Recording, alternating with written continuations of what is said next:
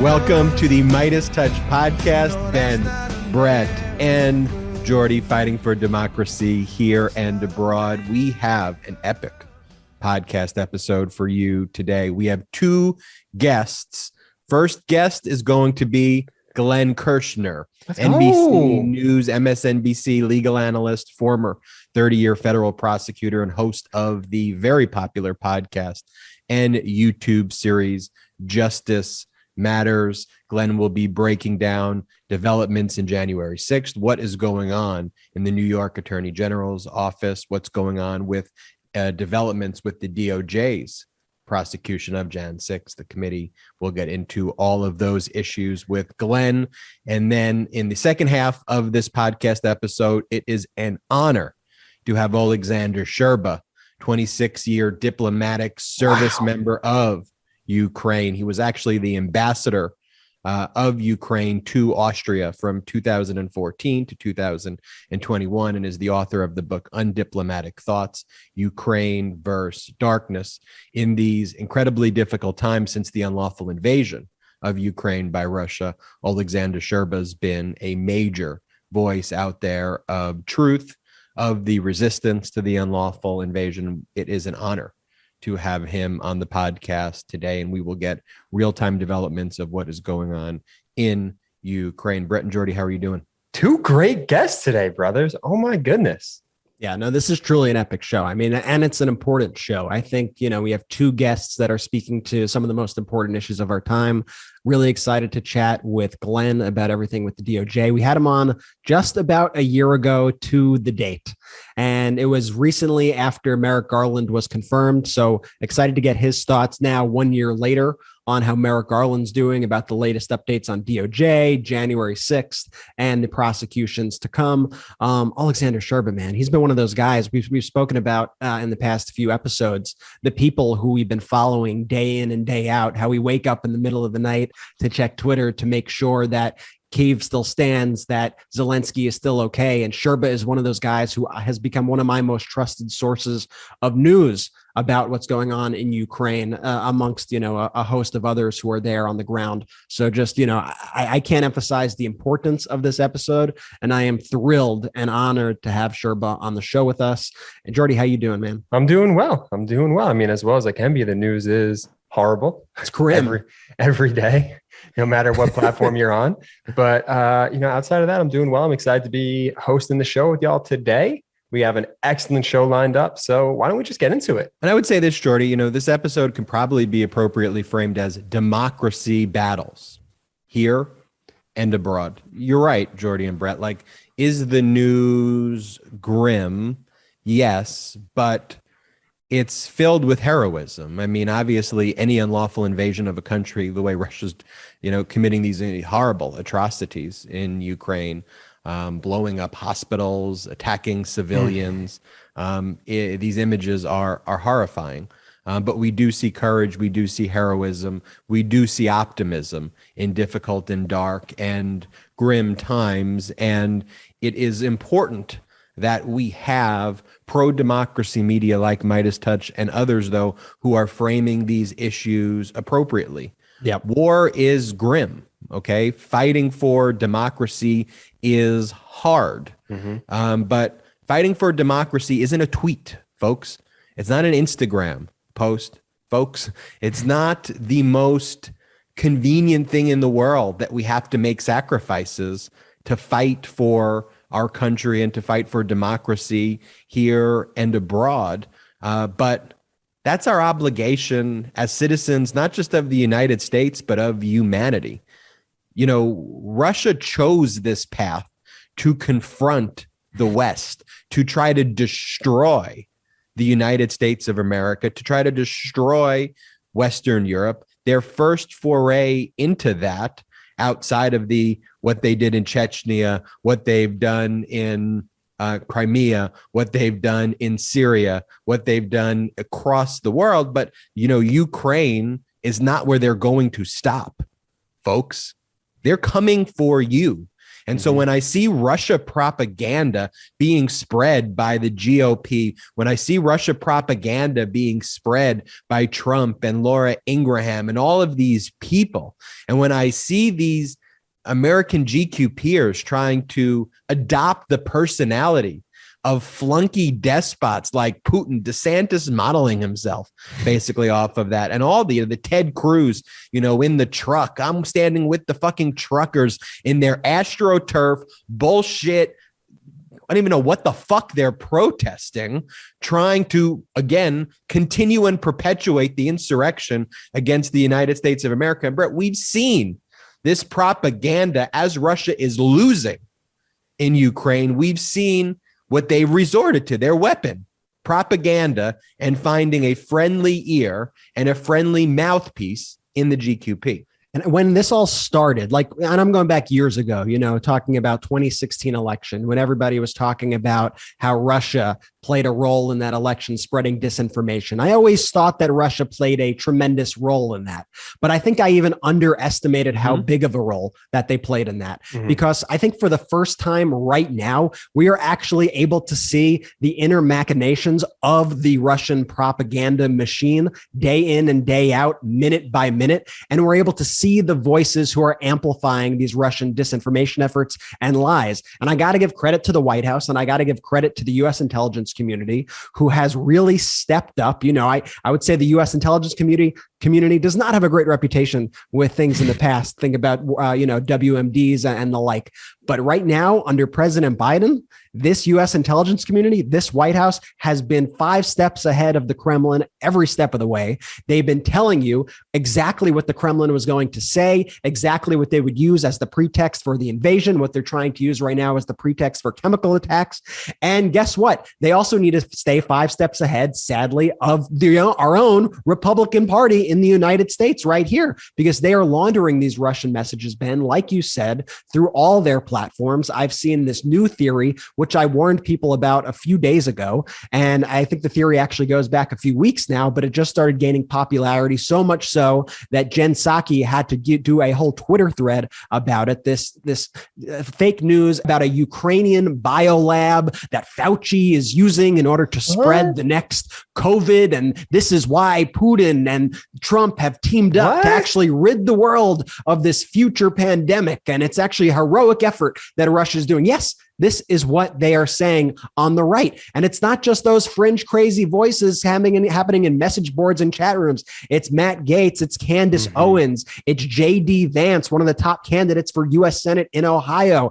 It is Charlie Kirk posting videos literally directly from RT onto his account on Rumble. This is coming from the top levels of the Republican Party and these Republican influencers who, Ben, I think you appropriately referred to yesterday as not Republican influencers, but Russian influencers. Russian social media influencers. The Republicans are nothing other than Russian social media influencers. That is the perfect framing for that. They want to be Russian TikTok stars. What do you say, Jordy? I said that's hilarious. That is the perfect framing. That's exactly who Charlie. Because they don't want to do policy. They're not serious people. No. They just want to. They don't love this country. They don't love America.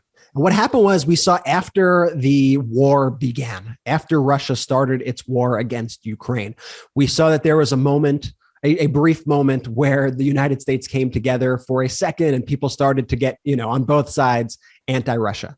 And you saw Republicans even start anti-Putin. Anti-Putin's unlawful. Anti-Putin. And so you saw that begin to happen. But what you saw was these people just begging, just itching for an excuse to go back and prove that they were right to be hating on Ukraine and hating on the United States for their action. So the second that they got their script from the Kremlin, they ran with it. They filled that void in their hearts and they went, yo, that's what it is. It's the Fauci biolab in Ukraine. Of post-January 6th. There was this moment of national unity, a brief moment. Although, to be fair, I think the moment right now of Ukrainian, because the world is unified, it really kind of isolates these radical right Republican extremists who are essentially the Republican Party. And so it's a slightly different, But it was the same thing. Everyone was condemning Trump after the January 6th insurrection. Everyone said it's horrible. Then they got their talking points that these weren't, it's not an insurrection. It's freedom fighters. They weren't really weapons, that these were just peaceful people. The January 6th committee was on a witch hunt, and then they leaned into that narrative. And so they've been looking and actually waiting like Putin, when are you going to give me my talking points, Putin? like they didn't know what to do for that time period. And then, Russia was like, all right, because, NATO helped to try to remove the chemical weapons that Russia was developing, like anthrax, during the Soviet Union era. They're like, let's turn that into the idea of America's developing bioweapons and attaching it to like pigeons. And it's a theory like that. And then you have Matt Gaetz and others in the radical right, like tweeting out this stuff. Madison Cawthorn, a video came out today. Madison Cawthorn saying Zelensky is a thug. Remember that the Ukrainian government is incredibly corrupt and is incredibly evil and has been pushing woke ideology. Madison Cawthorn, wasn't that the one who visited like Hitler's vacation home and said it was the greatest day of his life? Yeah, visiting. He's also the one who claims that the way he met his now ex-wife was he did a trip where he crossed some body of water. It was a very nondescript, was gambling in a casino when they don't really have casinos in Russia, met some individuals there who then introduced them to his wife in a Pilates class in Orlando. The story goes something like that. But it's a very suspicious story. Have we all heard about that, that classic love story? And Brett, isn't it also true that Zelensky had grandparents who had died in the Holocaust? Yeah. I mean, these people are. So what we're basically saying here in this one instance, Madison Cawthorn calling the Ukrainian president Zelensky a thug. Yeah, no, it is something that we all need, though. Again, it always goes back to what our mantra is on the MeidasTouch podcast, which is that you at home can't be on the sidelines. You can't be on the sidelines because Putin and Putin's puppets, the GOP, whether you like it or not, are coming after you. There's no other way to say it. Like we could sit silent. We could act like this isn't happening. We could go about our day and go to the movies and watch this and watch that. Although I'm not sure it goes to a movie theater anymore. I went to a movie theater the other day. I digress for a second. I went to a movie theater. I watched the Batman. Oh, I'm so jealous. And again, and I didn't know how to interact in a movie theater anymore. I didn't know what to even do, and so I was just like fidgeting and moving. Oh, no. And then Sochi was like to me, "What do you just sit still?" I'm like, "This is the weirdest concept. Why am I here?" With all the anyway, I digress. But you could sit there. You could, we could just go about our day. But that isn't going to stop. Maybe it'll make it past you. Maybe you'll be able to live through your life and not have to deal with it. But your kids, your grandkids are going to be confronted by these authoritarian in very dangerous ways if you don't resist these authoritarians, these Matt Gaetz, these Madison Cawthorns, these Putin puppets that are the GOP, the gang of Putin, or the GQP. Let's bring in our guest, Glenn Kirschner, NBC News and MSNBC legal analyst, former 30-year federal prosecutor and host of the podcast and YouTube series Justice Matters. Excited to have Glenn in. But first, Jordy, why don't you talk about Wondery Business Wars? This podcast is brought to you by Wondery Business Wars. Brothers. In 2007, two roommates rented out an air mattress to strangers to earn extra money. Their little experiment turned into Airbnb and exploded into a worldwide phenomenon with rentals in over 100,000 cities. But one of those cities didn't want anything to do with the startup, New York. Dun, dun, dun. Business Wars is a podcast from Wondery that examines the world's biggest company rivalries and how the outcomes of these battles shape what we buy and how we live. In the new season, Airbnb versus New York City, hear how the battle with the city became a symbol of struggle between startups and regulators. As Airbnb hosts realized how lucrative the side hustle could be, it quickly expanded to include entire apartments, luxury units, and even castles. Soon, real estate speculators were snapping up properties left and right to rent out on Airbnb. But rather than make money for regular people, as it promised, Airbnb began to limit New York's already short supply of affordable housing. Angry renters complained so much that New York City officials decided to do something about it. But Airbnb wasn't going anywhere without a fight. What I love about this podcast, man, it has all these twists and turns. And you don't know who to root for. You want to root for the little guy. You want to then root for the big guy. Twists and turns everywhere. Make sure you check this out. Check out Wondery, Business Wars, Airbnb versus New York City. Thank you for that read, Jordy. Very, very impressive read. The one thing though, too, is what I like about the Wondery Business Wars is that like they're kind of ongoing. Like the story that you told is still kind of happening. Mm-hmm. And so it is very interesting to reflect though on those living historical moments that we're going through right now. And Wondery just does a really incredible job in general. The way they tell the stories, they immerse you in these narratives and you're learning history, but you're feeling a part of it. And I've always been listening to all the different Wondery stuff out there. And so without further ado, let's bring in our interview with Glenn Kirschner. We are joined by Glenn Kirschner, NBC News and MSNBC legal analyst, a former 30-year federal prosecutor, and host of the incredibly popular podcast and YouTube series, Justice Matters. Glenn, welcome to the podcast. Hey, Ben, great to be back with y'all. And Glenn, thank you for inviting me. I had a discussion with you, some of your team members. It was a motivational discussion. Just seeing the team that you've assembled and those discussions was a very inspiring night for me. Well, and I was thrilled to have you, as were all of our Team Justice friends. And of course, now they want to know, when can we have Ben back? Not just because they're tired of meeting with me every Sunday night by Zoom.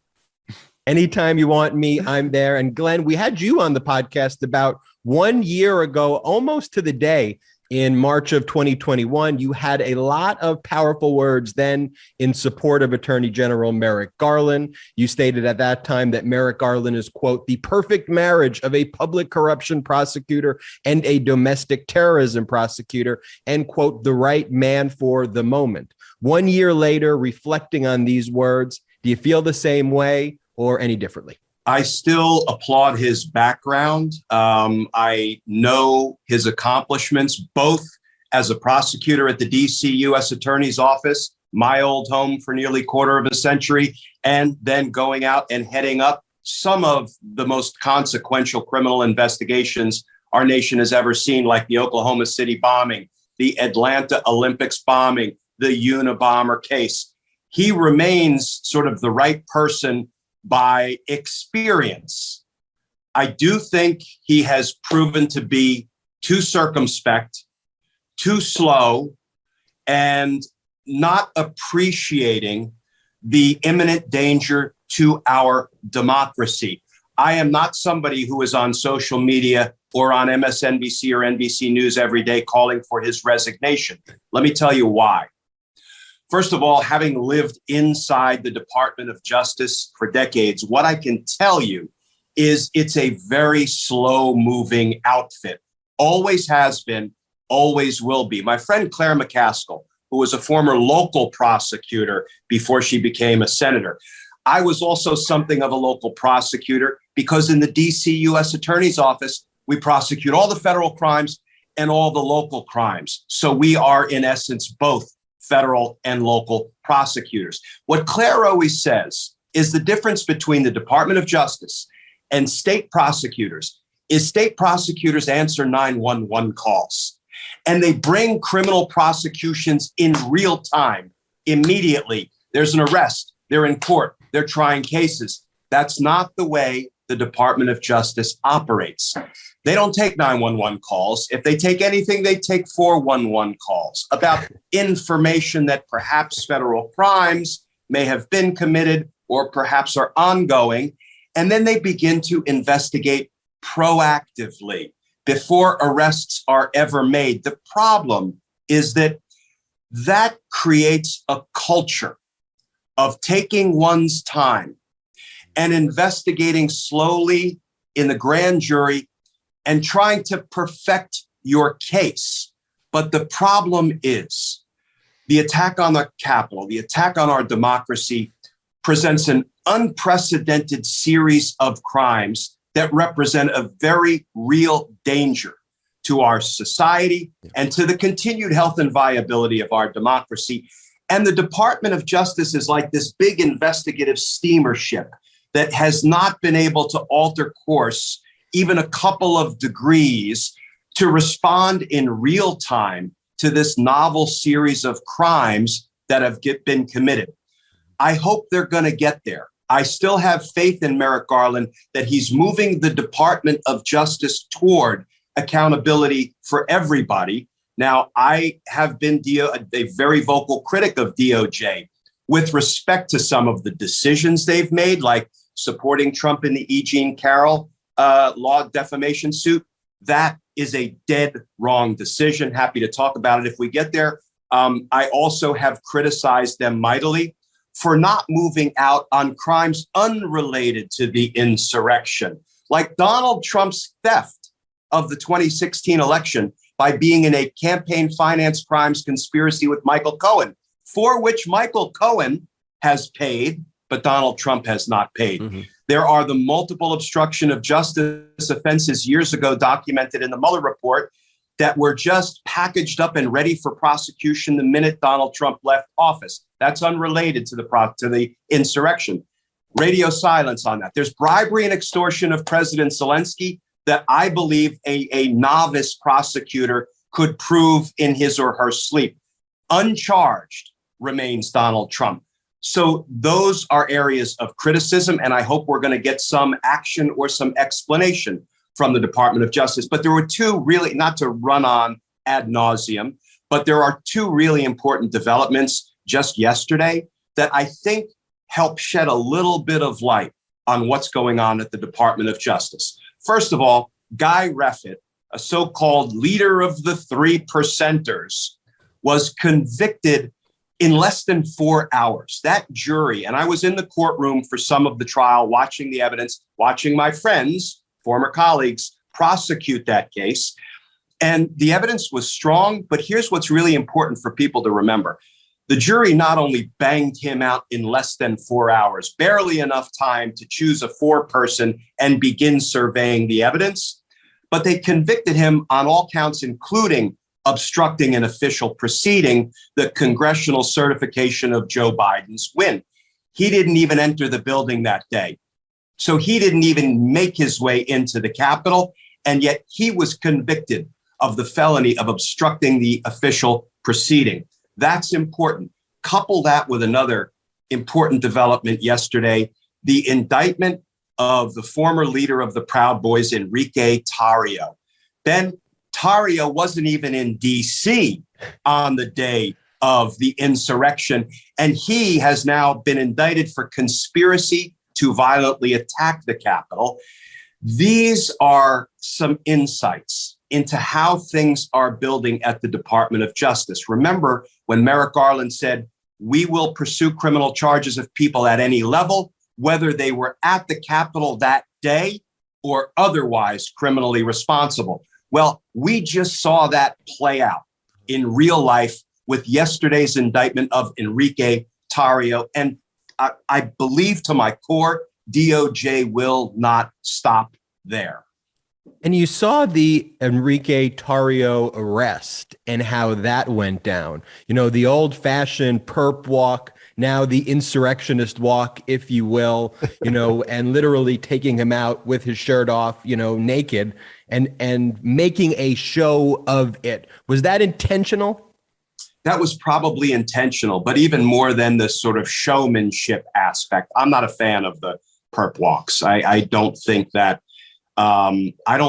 portrays a law enforcement agency at its best. I understand the reasons it's done, and I'm all for deterrent value, believe me, but the way we deter future crime is by prosecuting, convicting, and harshly sentencing today's criminals. That's how we deter crime, not by prancing them around in their underwear in front of the cameras.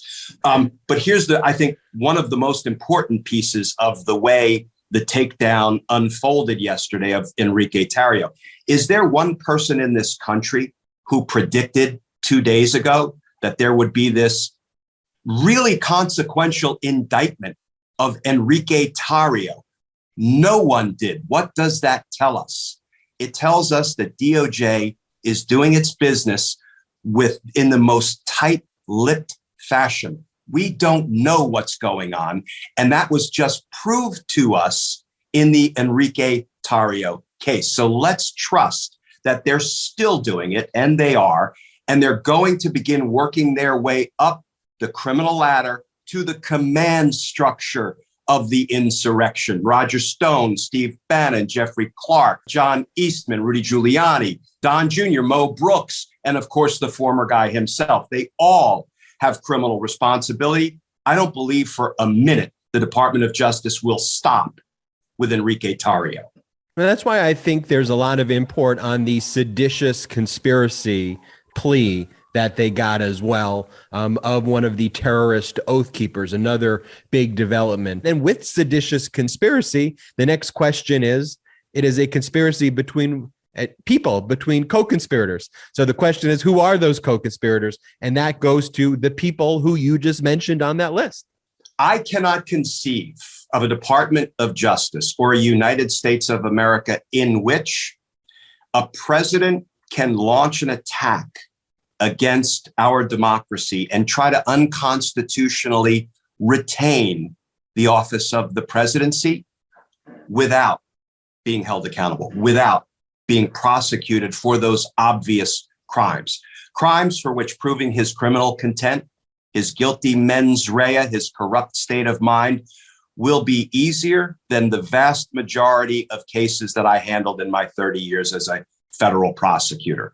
And Bill Barr, quite frankly, could be a marquee prosecution witness against Donald Trump, because as much as I believe Bill Barr should be charged with his crimes, developed as a cooperating witness, and then testify against Donald Trump, he's running his mouth on his reputation rehabilitation tour, saying, among other things, I told Donald Trump that your claim that the election was stolen was, quote, BS. Everything after that moment, and even, Ben, frankly, before that moment, it proves Donald Trump's corrupt intent, his guilty state of mind. His own attorney general, not to mention his own executive branch agencies, said no fraud undermining the election's results. It wasn't stolen. It wasn't rigged. Let Donald Trump go in and try to present 12 people in a jury box that he had a good faith basis to believe it was. That is BS. And that's why proving his criminal intent, which some people say is so hard. I did it for 30 years with far less evidence than we have against Donald Trump. Wait, I want to go back to something you just said. You said Bill Barr should be charged with a crime? Yeah. And what do you think the crime would be that they should charge Barr with? How about, for starters, lying to Congress, which is a false statement in violation of 18 USC 1001? That's an easy one. You know why it's easy? Because he did it on video. But here's what he did. Senator Kamala Harris cross-examined him expertly and said, did anybody at the White House, including Donald Trump, tell you to open an investigation into someone? Bill Barr fumbled and mumbled and struggled with words like suggested, because that's such a complicated word. And what was his answer under oath? I don't know. Guys, he did know. He just didn't want to say. And I wish people would accept this as true. I don't know is not a perjury-proof answer.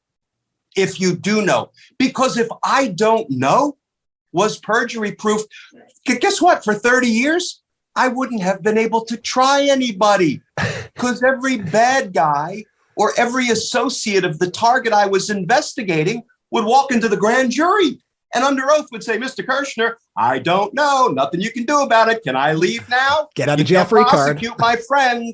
They could walk into a court of law, take the witness stand and say, I don't know. Oh, case dismissed. It's absurd that we're going to let an attorney general of the United States lie under oath to the Senate and get away with it. That is but one example. So the whole Bill Barr thing to me is just, it's so baffling, because to me, from my perspective, Bill Barr acted as Donald Trump's henchman the entire time that he was in that role. However, at the very end, during this one moment, is when he seemed to put his fist down and say, no, I'm not doing this. Why do you think this, the insurrection, everything happening around January 6th, the election fraud claims, why do you think that was Barr's breaking point? Yeah, if it's a bridge too far for Bill Barr when it comes to crime and corruption, boy, it's got to be dramatic. And I think at the end of the day, Bill Barr didn't want to go to prison for treason. I'm going to use treason in a layman's sense, for the most egregious crimes against our democracy. Even Bill Barr is like, look, I will corruptly help out Donald Trump's criminal associates like Roger Stone and Mike Flynn and Paul Manafort and this one and that one. But you know what? This is a bridge too far. I resign. And he was smart to do that.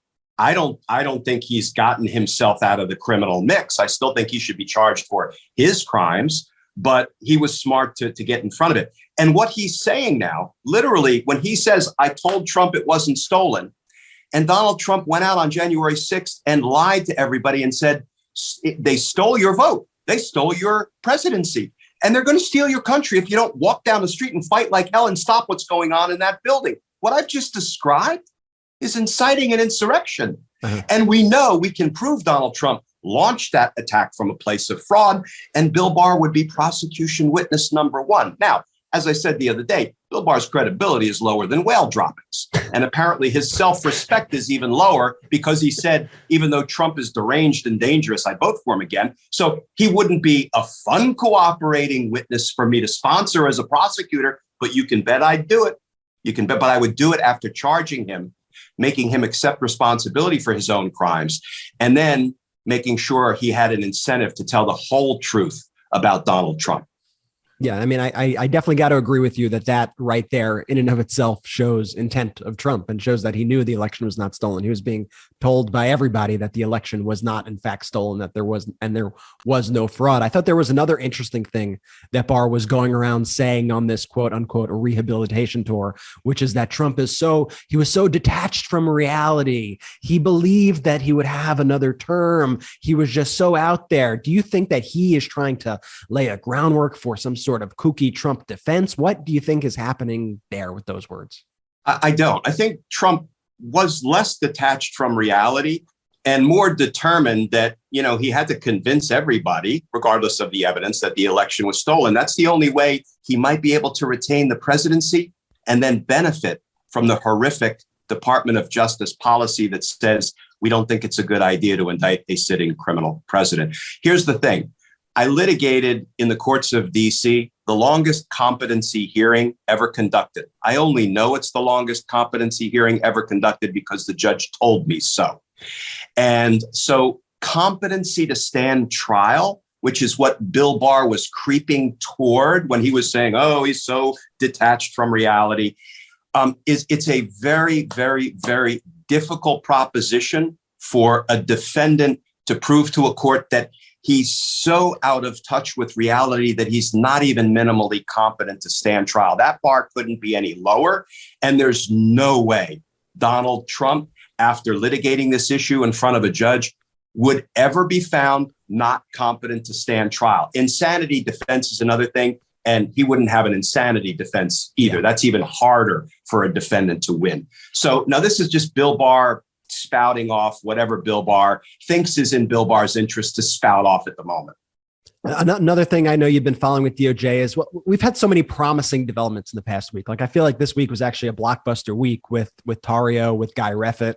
However, there are some things that are right in front of our face that we're seeing that are just not happening, like Mark Meadows. And I know you've been having Mark Meadows indictment watch on your Twitter feed, which I'm not sure if enjoying is the right word, but I've been, liking seeing your posts and keeping them accountable for that. At this point, it's been over 80 days since Meadows was referred for criminal indictment, and yet we've seen nothing from DOJ. I mean, what the hell is going on there? So there are multiple potential reasons for it. Okay. One is that Meadows finally saw the light of day, would rather not go to prison, and is quietly cooperating now with the J6 committee and with the Department of Justice. Stranger things have happened. Pressure bursts pipes.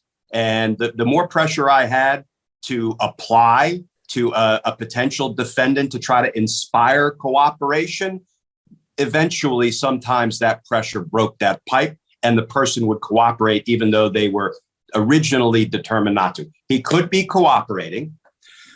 It could be that DOJ is involved in some of their kind of famous legal navel gazing analysis, trying to figure out if it's okay to indict a former chief of staff? The answer is it couldn't be more clear. Meadows provided the J6 committee with tons of documentation responsive to a subpoena. Then when he was called in with another subpoena for testimony to be asked about it, he said, I'm not coming. Well, guess what, sport? You don't have a privilege for the information, the documents you turned over. So the January 6th committee had every reason to subpoena him, to ask him about that. And he has no legal defense. That doesn't mean there's not a lot of analysis, and as I call it, legal navel gazing at the DOJ, trying to figure out, is this something we can do? That could be another reason that they're slow walking this, because let's be clear, the law says once Congress has made a referral of a criminal contempt charge, the U.S. Attorney for the District of Columbia or the relevant jurisdiction shall present it to the grand jury for its action. The law dictates it. Now, it doesn't say the grand jury must indict. That depends on the evidence that's presented. Right. So, but here's another reason they might be slow walking it. If it were me, I would be investigating Meadows for crimes well beyond just contempt of Congress. He might be involved as part of Donald Trump's the evidence is emerging, conspiracy to defraud the United States. And so it could be they don't want to indict a standalone contempt charge. They're rolling it into a larger criminal investigation and ultimately indictment against Meadows. And here's kind of the fourth, if we're up to four, possibility. There's a fifth. One of the possibilities is they're so darn timid that they're not going to do it. I don't believe that for a minute. I know that the colleague of mine, Matt Graves, is now the U.S. attorney. We worked together at the U.S. Attorney's Office. And mind you, 1 week after he was confirmed by the Senate, Steve Bannon was banged out, criminally indicted for his contempt of Congress. That gives me some comfort that Matt Graves is doing the job. But the other thing is, once you indict somebody, all kinds of discovery obligations kick in and you got to start giving over documents. So maybe that's another reason to hold back. And then finally, and this is actually, I think, a really interesting investigative angle. When you indict somebody, you can no longer use that person in a covert capacity. What do I mean by that?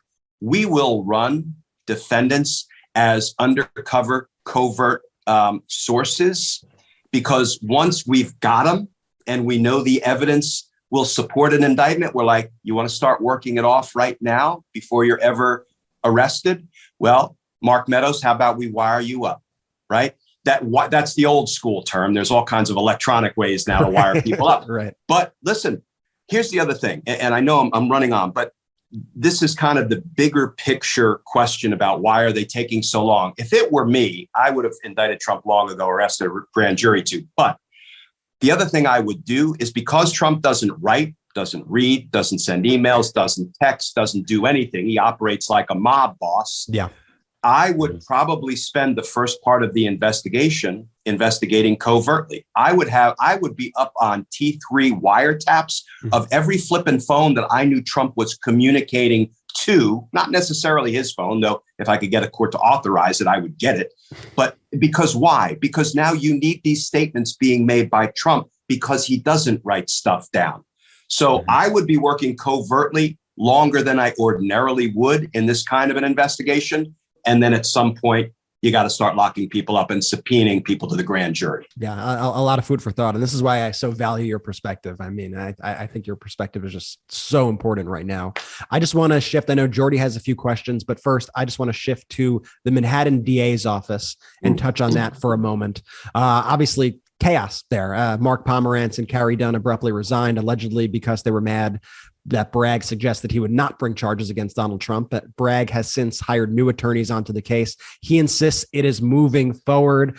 First, what did you make of the news when it dropped? And is Bragg just pulling our leg here? Is this investigation dead in the water? Yeah, I do think he's pulling our leg. And I don't appreciate my leg being pulled. So when I first heard of the resignations, I drafted a piece for MSNBC Daily, which has since been published. And the information that we had at that time was there were some rumblings that Pomerantz and Dunn resigned because Bragg was not enthusiastic about pursuing Trump. And then the next development was the New York media tried to use the New York version of the FOIA laws to get Pomerantz and Dunn's resignation letters. And here's what the DA's office said. They said two things. Investigation's ongoing. They said it is, quote, not true that we've abandoned the prosecution against Trump. And they said we've appointed a new lead prosecutor in the investigation. But we're not going to release the resignation letters because it would impact our ongoing investigation. Trust us on this. And it contains too much information. At that point, I put pen to paper and I said, that doesn't make sense to me. Yeah. That Pomerantz and Dunn would drop into their resignation letters all sorts of intimate, confidential, investigative detail about the case. I said, I think Bragg is covering up because those letters are probably deeply critical of Bragg's inappropriate decision to kill the case. And then the next thing you know, there's more New York Times reporting coming out that, yeah, you're darn right, it was because Bragg was killing the case. So here's, a lack of action by, whether it's by Bragg or the Department of Justice, to hold political criminals accountable is horrendous. But when it is coupled with a lack of transparency, it is like the death of public confidence in institutions. Yeah. But Bragg added on top of inaction and a lack of transparency, deception, because that's not why he was refusing, in my opinion, to release those resignation letters. So Bragg is distinguishing himself as the worst of the worst, and we'll see if he can rally. And honestly, I think you hit the nail on the head with the frustration of so many people, including myself, which is the lack of transparency across the board.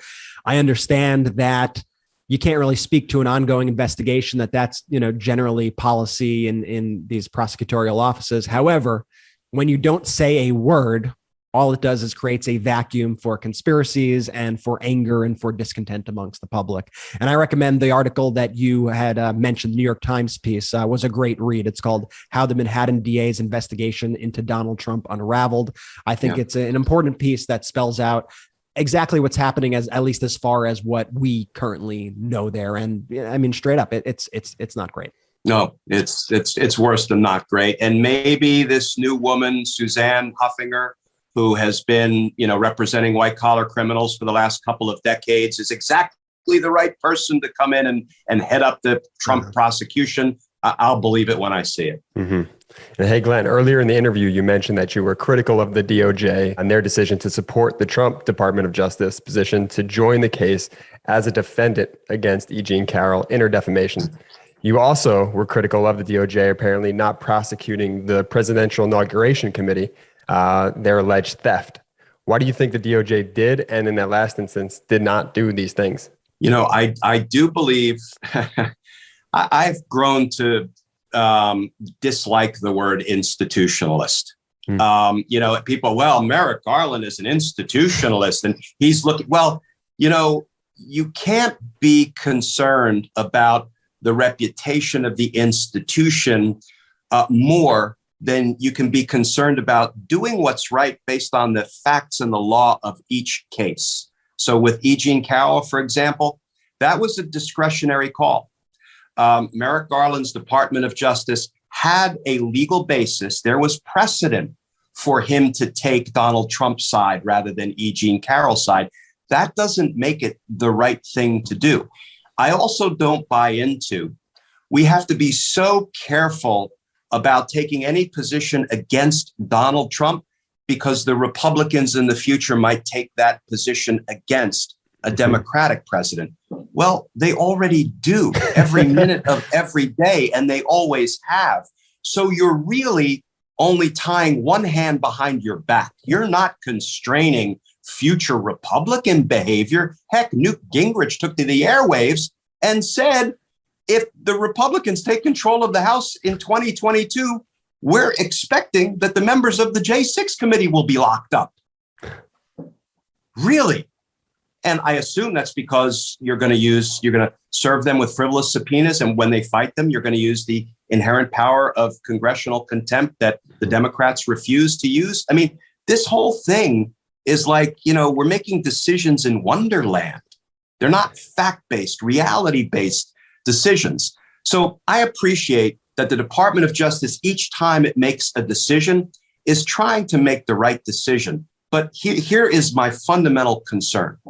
When Merrick Garland says over and over and over again, we will follow the facts and follow the law wherever they lead. I was a prosecutor for 30 years. That's our mantra. That's like saying, as a prosecutor today, I will breathe in, followed by breathing out. And it's just kind of the way it is. What I think the American people need an answer to is, okay, we got you, Mr. Attorney General. But when the facts clearly show people committed crimes and the law clearly supports that they should be charged for those crimes, so we follow the facts and we follow the law, and it should result in an indictment, but it doesn't. What are we, the American people, to think about the reasons for your inaction? Mm-hmm. Because by your own account, you don't seem to be following the facts and following the law. We would really like to know what you're doing, why you're doing it, and why should we have confidence in your decision or your timetable. And then let me just go back to something you said about, we all agree that you can't compromise an ongoing investigation by spouting out lots of information and evidence, right? How many times did Jim Comey, and I hate to go back to this, as the director of the FBI, tell us every investigative detail about what was going on with Hillary Clinton, right up to, just fills me with rage. It's kind of like being a master mathematician, right? And then someone gives you, what's 1 + 1? It's like, it's two, it's right. You know, we could go into the far more complex analogies, but that's a crime. Yeah. And by the way, this is actually a perfect segue to my last question here. So yes, finally, I mean, Glenn, your podcast is called Justice Matters. After the past 6 or so years, and especially the last year, plus the insurrection, does justice still matter? Oh, it matters. I think it matters to a supermajority of the American people. It certainly matters to us. Mm-hmm. It doesn't matter to some of the Trumpers, and we're not going to be able to persuade them to change their minds or to change their worldview, and we understand that. But the fact that it matters and the fact that it's not being done or served is what gives us so much anxiety and desperation. We feel despondent sometimes. We feel hopeless and helpless. And what I tell everybody is that is precisely where Donald Trump and Bill Barr and Rudy Giuliani and Bannon and company want us. They want us hopeless and helpless and desperate and anxious and depressed. I will not give them that satisfaction. But I'll tell you what, if they try to take our democracy away, look out, folks. Look out, because some things are worth fighting for. 1000%. That's why I'm proud to be a Democrat. We are the rule of law party, and we need more people to be proud of that. The real rule of law party are Democrats. Yeah. If there's not equal justice, then there is no justice. And I was so heartened when President Biden, in his inaugural address, said a cry of racial equality, 400 years in the making. You know, the promise of equal justice for all will be deferred no longer. And yet I don't feel like we're making much progress on that front. Glenn Kirschner, thank you so much for joining us on the MeidasTouch podcast. Everybody check out Justice Matters on YouTube, wherever you get your podcast. We so appreciate you coming on the show. Thank you, guys. It was a great interview with Glenn Kirschner, probably the top legal analyst out there right now, huh? Wildly impressive. The levels of his analysis, you know, I would tell our listeners and viewers, go back, and it's almost an interview you need to listen to twice, because on a lot of these podcasts where you have legal analysts, and I say this as a lawyer, I'm not sure if I told you, but I'm a lawyer. People say a lot of fluff and bullshit to kind of just fill the time gap. But Glenn packs in so much information that sometimes in just a 3-minute answer, he's hit on so many major heavy issues. So go back and listen to that too. And that's also, Brett, you know, we've had 2 back-to-back incredible legal analysts. I mean, you know, the best in the biz. I mean, going from who's booking Harry these Littman, shows, right? Going from the Harry Littman interview to Glenn Kirschner. I mean, what more can you ask for? It doesn't get better than that. Doesn't get better than that. It does not. All right, let us bring in Olexander Scherba. This is it's going to be an incredible interview. Olexander being really one of the main voices right now out there, of the resistance of the unlawful invasion. Excited to speak with Olexander. Before doing so, I want to mention that this podcast is sponsored by Athletic Greens. Everybody knows that Athletic Greens is literally probably my favorite thing ever. I don't know how else to speak more highly of it. If you want to see the results of Athletic Greens and their product AG1, which I drink every single day, just go back and roll the tape. Look at me 4 months ago. It's so true. Look at a podcast from 5 months ago. And I have a quick tangent. I have a default setting on my YouTube where it defaults me to a podcast we did 5 months ago. For whatever reason, I always see you, Ben, conducting the interview then. I mean, it is night and day from what you look like then to what you look like now. Yeah, because what I do with Athletic Greens is it's this powder, green powder. I scoop-diddy-doop-diddy it. I loop-diddy-loop-diddy it. I put it in the cup. I shake-itty it. And I just put the powder in the cup and I drink it. Okay. And it has everything I need. I'm absorbing all the vitamins and minerals that I need in a day. 75 high quality vitamins, minerals, whole food source superfoods, probiotics, adaptogens that help you start your day right. Before taking Athletic Greens, I would struggle to try to make my own plan and my formula. And guess what? The tapes don't lie.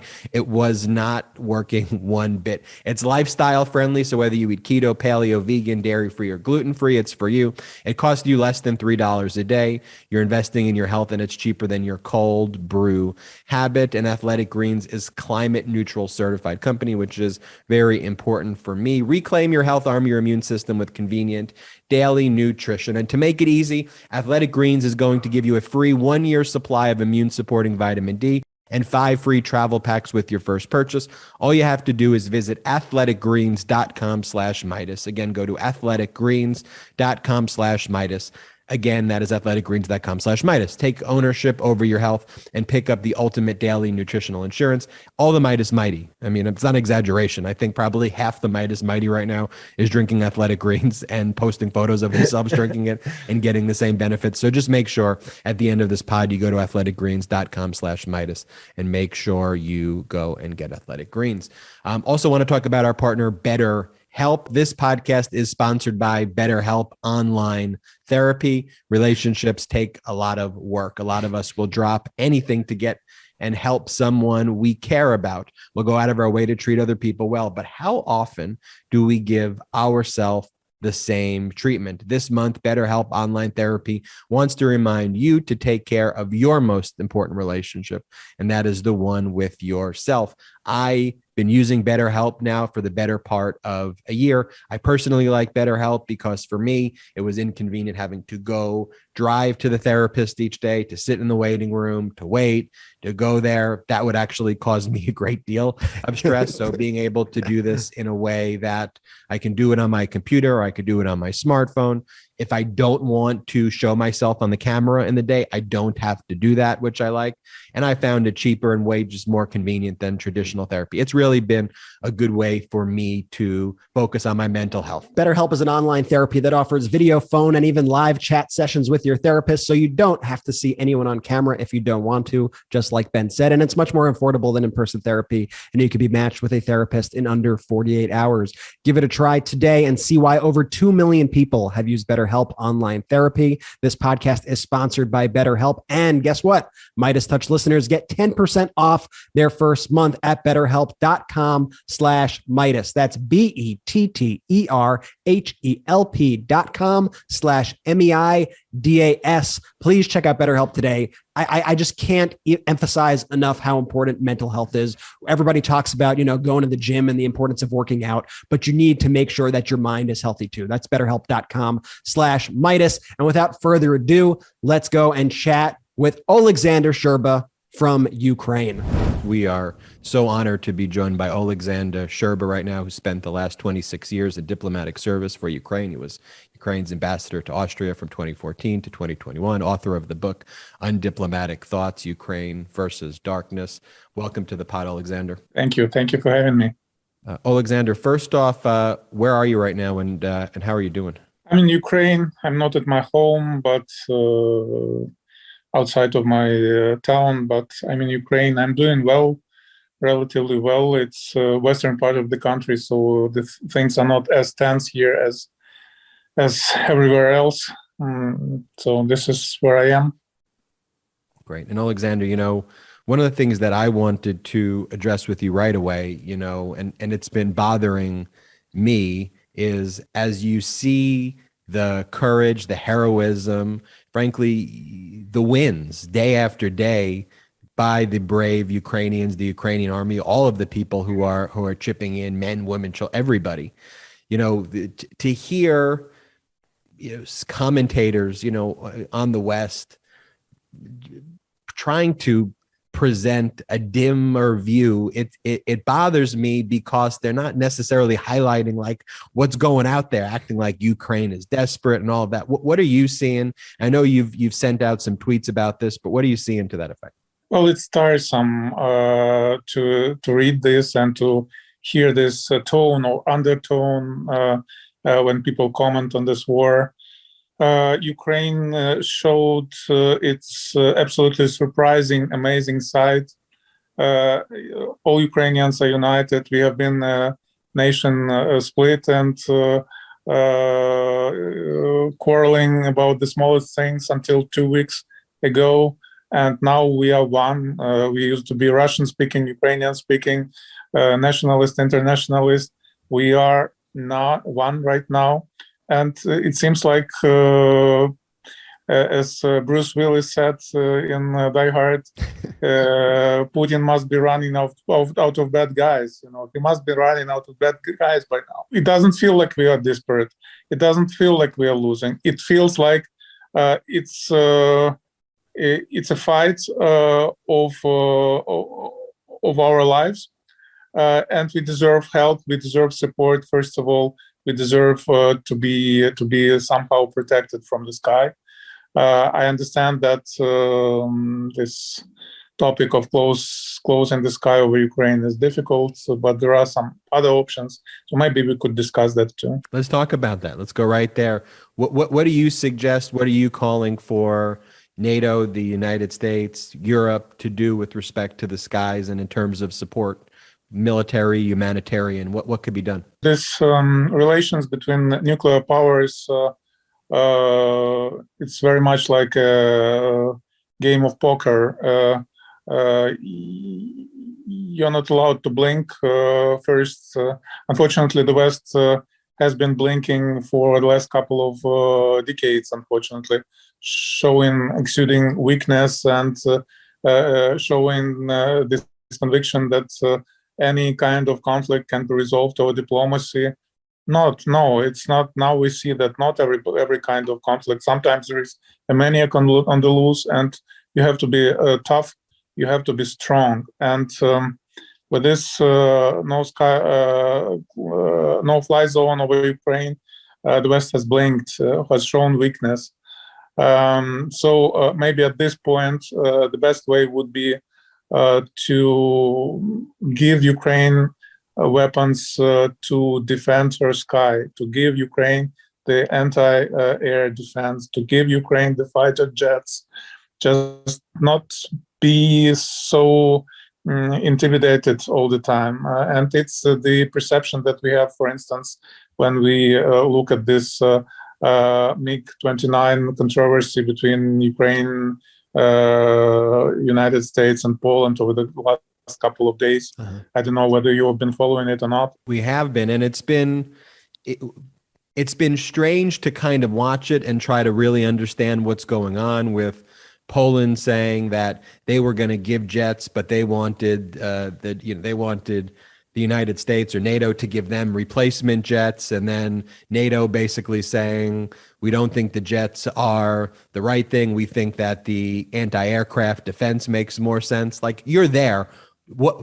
Let's not listen to the diplomats trying to use double speak. Like, tell us what do Ukrainians need right now specifically to finally win this thing? Fighter jets and air defense. And I know that there are pilots who are ready to fly these fighter jets for Ukraine. I know that just it's possible, it's doable. Just have to have a little bit of courage, a little bit of guts here, because while at the same hours when this controversy over these, this bickering over this MiG-29s was happening between the United States and Poland, Russians bombarded the maternity hospital in Mariupol. Our pregnant women were bombarded.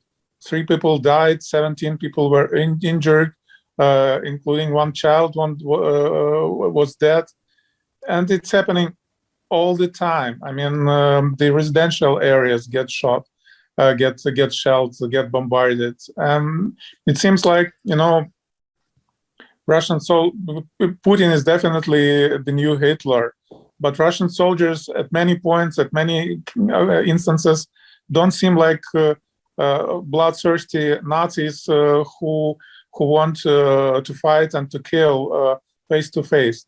But if it's not face to face, if it's just a pilot who pushes a button, it's much easier to kill. And this is what they are resorting to. This is what they are doing. They are destroying our infrastructure, that they are killing the civilians. That's why the skies are so important. Now, Alexander, we've been seeing the images here in the United States, in our media, on social media, of these horrific war crimes by Vladimir Putin and the Russian military playing out on a near daily basis, if not an hourly basis. You just mentioned the bombing of the maternity hospital. Last report I read said over at least 71 children have been killed in Ukraine. I mean, what do you think it would be an adequate punishment for Vladimir Putin and the Russian leadership at the end of this war? The most important thing you should realize, the relationship between Russia and the West is a relationship of hate/love. They hate you guys, but they love to spend their ill-gotten money in the West. They love the idea that their dear ones can travel to the West whenever they want. So the first thing that comes to mind, make visa bans really broad. I mean, include wives, include children, include friends, mistresses, whoever of the decision makers and propagandists and oligarchs in Russia. This would be something that would really punish them. Just today, Alexei Navalny Foundation published the photographs of the dear ones of Lavrov who live in London and enjoy life. I saw that in that incredible, apartments and spending a ton of money in the UK. And she's just right. And she doesn't have a source of income herself. And I think her biological father doesn't, but she's getting all this money from Lavrov, who I believe is her stepdad. Was that the story? Yeah, the same is happening with all these, other big guys, decision makers who have 2-3 families and mistresses and so on and so forth, who fly to London to their English castles, to Italy to their villas, and so on and so forth. So this would be something that would hurt, and of course it would be incredibly painful to see, once this war is over, for some Western president to start again some kind of a reset, or reaching out a friendly hand to Putin's successor and swiping it under the rug. This political isolation must be there, economic isolation must be there. So that would be the consequence that Russia has deserved. I have never been an enemy of Russia. Until the last moment, I wasn't believing in this war. I was, when I was appointed ambassador to Austria, President Poroshenko was criticized for appointing a Russophile ambassador. But right now, it pains me to say both Putin's regime, but also the population who are ecstatic about this war are at guilt. Do you think Putin should be tried for war crimes? Absolutely, but he won't probably. I think one of the most staggering images, contrasts rather, is what we've seen between President Zelensky and Vladimir Putin. We see the images of heroism of Zelensky. We see Zelensky literally in the trenches with his soldiers, arms around his generals, really just in the fight, inspiring, bringing together the world. Then we see these ridiculous images of Vladimir Putin sitting 50 feet away from his people. He's kind of been hiding like in a bunker this whole time, not really making statements, kind of seems like a raving lunatic and a madman. What do you make of the differences that we are seeing right now between the leadership of Zelensky and Putin? We call Putin bunker dwarf here. He's just this evil grandpa who is isolated from the whole world, sitting there and meeting only with people who are ready to submit these so-called anal swipes, because that's the safest way to prove you don't have COVID. That's why some people sit right in front of him, like Bolsonaro, and some people sit very distant from him. So Bolsonaro was ready to submit his stool probe, but for instance, Macron wasn't, which is ridiculous, which is crazy, which is insane. And he's just going deeper and deeper in this rabbit's hole and dragging his country with him. And on the other side, there is Vladimir Zelensky, who until recently was admired by some, hated by others here in Ukraine. And all of a sudden, like my friend Vladislav Davidson wrote on Twitter, Zelensky is a hero. Who knew? It just he is. I mean, I'm proud of my country. I'm proud of my nation right now, of my military, and I'm extremely proud of my president. He is a hero. I just want to, go on a tangent for a second and say how inspired I am by Ukraine and how inspired we all are by everything you're doing. It's really an example of heroism that we just haven't seen really ever in the modern world. And so I just want to thank you and thank the Ukrainian people, from the bottom of my heart. We keep hearing all these stories now, it's kind of every other day. It's, oh, Russia wants to have peace talks. They want to call for a ceasefire while they are bombing buildings. You've notably said there's really no diplomatic solution here with Russia. So what do you make of these every time that they say that there is a peace talk, every time they say there is an opportunity for diplomacy? And if not diplomacy, how does this war end? I remember how the Soviet Union ended when the economic situation deteriorated, when people got tired of the long lines, when the Afghanistan war was lost. I think that Putin is heading in that direction. Russia is heading in that direction. Things can escalate quite quickly as long as Ukraine holds her ground and as long as the West is principled in the economic sanctions. There are very, very good indications and signs of, this 300-something big corporation leaving the Russian market. There are some not so good indications, like Germany refusing to stop importing Russian gas. But in general, I think Putin has lost not only this war, he has lost Russia's future. Everything all the gains he made during the last 2 decades, it all went down the drain. He's going down. Just the question is, at what price? First of all, for Ukraine. Second of all, for Russia. Third of all, for the world. What do you think the average person sitting at home watching the show can do to help? Everything counts. Everything counts. You can go to the website of Ukrainian National Bank, look up the account requisites and donate. Just the other day, the tiny nation of Luxembourg donated 250 million euros to Ukraine. I mean, it's the size of the soul that matters. Mm-hmm. You can, go online and use hashtag Stand with Ukraine. You can call your friends in Ukraine and just say good words. You can hug a Ukrainian who lives next to you and is worried about the family.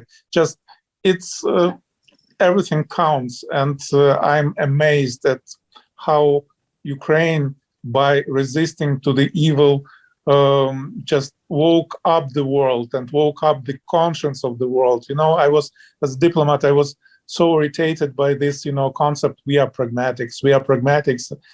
And people hid behind this word pragmatism, their greed, their laziness, their stupidity.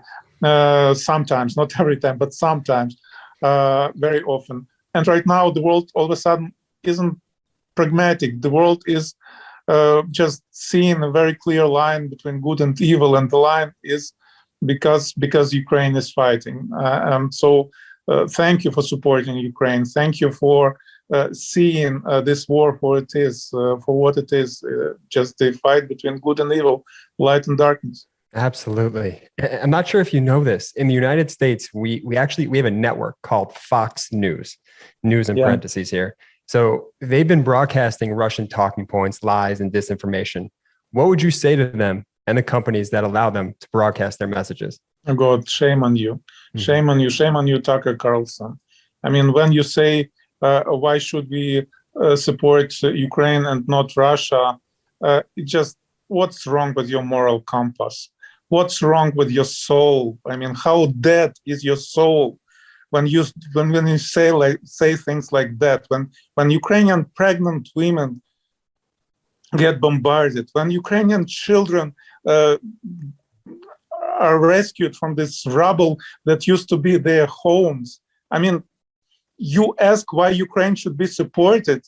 I mean, there is something seriously wrong with this guy. And there is something really seriously wrong with Fox News if they give him the air. Olexander Scherba, I want to thank you so much for joining us on the MeidasTouch podcast. Any other final words you want to get out to anyone listening? Oh, America, I love you so much. I spent 4 years living in Washington. I always knew that America is one place in the world where people don't smirk when hear the word freedom and democracy. And you, America, were an inspiration for Ukraine. Now Ukraine is an inspiration for many Americans. I want this to be not only during the war, but always, because Ukraine is the natural partner for you guys, because we defied our whole history, our bad karma, our bad, decisions from the past, and discovered freedom and democracy on our own, just like you did 250, 100 years ago. We should be partners forever. So thank you so much. Olexander Scherba, thank you so much for joining us, and we hope you'll be back on the podcast. Thank you so much for your time. Thank you. So great having Olexander Scherba on. We are so grateful to him, to the fight of the brave Ukrainian people, and we will keep you updated, of course, as all the developments going on in Ukraine. I always like to, as we kind of reach the end of the podcast, talk about podcasts that we enjoy and that we like to listen to. Always important, I think, to make these recommendations, because there's a lot of bad content out there. There's a lot of boring content, and some people go, what? Brett, Ben, and Jordy? Probably not in that order. They usually start with me first. Ben, Brett, and Jordy. Jordy's usually last in the list. What the hell? They go, what podcasts do you listen to when you're not recording your own podcast? Well, one of them is Hell and High Water by John Heilman. Jordy, Brett, you want to talk about that pod? Yeah, I mean, I love Hell and High Water. And I just also want to emphasize what Ben just said. the importance of uplifting pro-democracy voices. I mean, like I said, we spoke about Charlie Kirk earlier in the show, who is currently spreading the Russian and Chinese propaganda to his followers. That's what he's doing. And he's on like the top 10 of the podcast charts. So let's try to uplift all pro-democracy voices when you see him. Hell and High Water is one of my favorites out there. It features John Heilman, who's one of the most prolific journalists in the country. Love seeing him on MSNBC every day now. You might know him as the host of The Circus on Showtime, which is one of the most innovative political shows ever made, or from his regular appearances as a national affairs analyst on MSNBC and NBC News. And you probably also recognize him as a guest on this very podcast, the MeidasTouch podcast. And on Hell and High Water, John dissects our tumultuous times with deep thinkers from around the world of politics, policy, and culture. People like Brian Cox, aka Logan Roy from Succession, former Biden COVID advisor Andy Slavitt, journalist Ann Applebaum, and LA mayoral candidate Representative Karen Bass. So if you like in-depth conversations that get at the heart of this apocalyptic moment we're still living through, unfortunately, then Hell and High Water is the podcast for you. Subscribe to Hell and High Water wherever you get your podcasts, wherever you listen to MeidasTouch, you could find Hell and High Water. I would say this was one of our best shows of all time. And I hope if you learned something from it, if you took value in the interviews we had with Glenn, the interviews we had with Olexander Scherba, please share it with everybody you know. Tell them about the show. Give us a 5-star rating on the Apple Podcast app, and be vigilant out there for disinformation, because I am warning you that there is a ton of Russian propaganda and Chinese propaganda right now being spread to try to hurt Ukraine, to try to hurt the United States, and the same bad actors in the United States on the Republican Party and those influencers are working in coordination with them to amplify these messages. So be careful when you are reading things online. Be vigilant about things that you like, about things that you retweet. And Ben, you had a really interesting kind of counter message the other day that yes. I want to hit on because, there's a lot of concern right now with gas prices. It seems like if you turn on the American news media, sometimes it's like, is there even a war going on in Ukraine, or are people more concerned about paying a little bit extra for gas? And I loved your comment, Ben, which I think really resonated with people online because it got like 100,000 likes or 80,000 likes or something like that. But Ben, what was the comment that you made online? The comment that I made is gas is expensive. Freedom is priceless. And when I made the statement, I didn't realize it was going to get 81,000 likes in the first day, but it was generally just an observation that I made. Like, there really wasn't a deeper meaning other than gas is expensive. It is. Like, I'm not saying, I'm not judging. It just is expensive. But freedom is priceless at the end of the day, which is the most important thing about what we are fighting for. There's lots of arguments. I wish gas wasn't so expensive. I would. All agreed. I want to holistically address it, but what we need to all remember, what we need to all focus on is we're fighting for freedom. These are existential battles that we are dealing with. And just because we may feel like we're in safe bubbles or we're kind of avoiding the confrontation, you can't really avoid the confrontation for that. The confrontation will come to you as long as there are people like Madison Cawthorn, Matt Gaetz, Vladimir Putin's.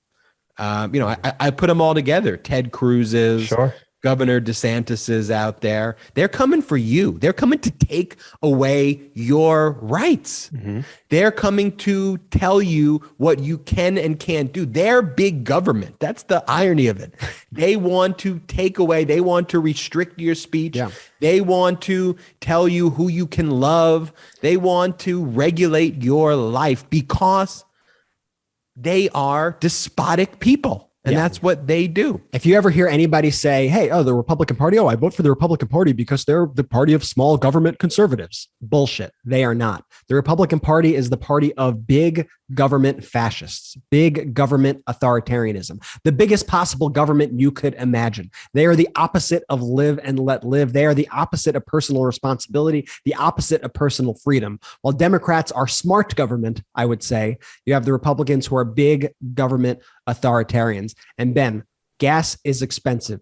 freedom is priceless. Immediately when you said that, I saw that Maria Shriver retweeted it and said, this is the messaging that we need. I love this messaging. And a lot of people were immediately also requesting, put this on t-shirts, put this on bumper stickers. So of course, Jordy, our merch guy, is trying to spread the message that we need to highlight freedom above all right now because it is so important. So Jordy, tell us about the limited edition drop that we have just for our listeners right now. Yeah, now you guys know we don't play. We've done a couple limited drops like this in the past. And once it's sold out, it's sold out. So we're running a 100 quantity in total. That's it. That's all the inventory that we have.